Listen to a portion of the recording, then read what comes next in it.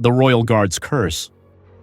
The streets of London buzzed with the heat of summer, and a crowd of tourists gathered in front of the historic Buckingham Palace. As always, the Royal Guard stood still, motionless, upholding a tradition that had lasted for centuries. Among the crowd, one man stood out. His name was Ethan Cole, an American tourist, loud, rude, and utterly disrespectful. He laughed with his friends, pointing at the guards. "Look at them. Like robots, huh? No matter what I do, they won't move." People around him whispered warnings. "Show some respect. Don't touch them." But Ethan didn't listen. He approached one of the guards, a black royal guard standing firm, his face stoic and unreadable. Grinning wickedly, Ethan leaned close, and without warning, he slapped the guard lightly across the cheek. The air froze. Tourists gasped. Selfie sticks stopped midair.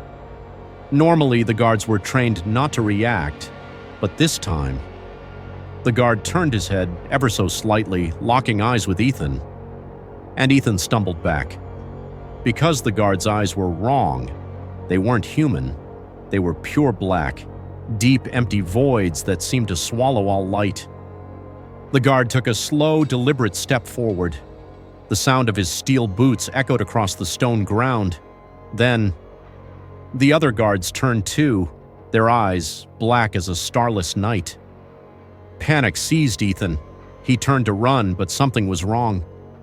No matter how far he ran, the palace courtyard stretched endlessly. The tourists were gone.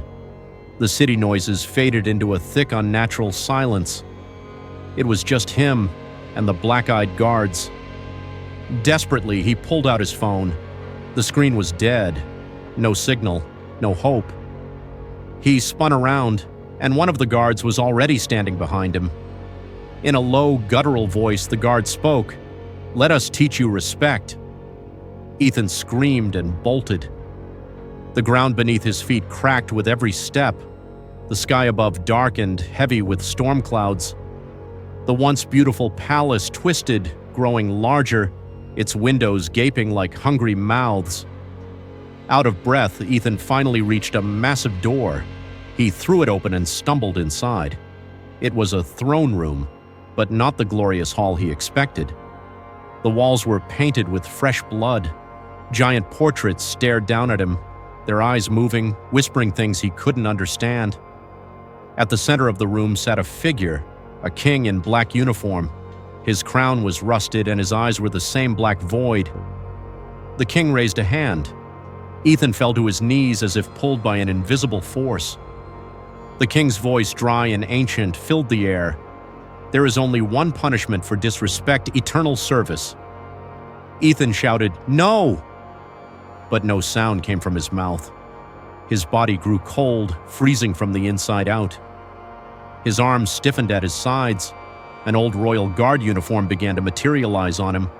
His skin hardened, stone-like. His eyes darkened. From that moment on, Ethan Cole was no longer a tourist. He became part of the palace itself, a black-eyed guard, standing silently, forever watching, waiting for the next disrespectful soul to cross the line. Final scene. One day, a group of tourists returns. A young boy, curious and innocent, brushes his hand against a guard's uniform. For a split second, the guard's eyes flicker darker. The screen fades to black. Only a whisper remains. "You're next."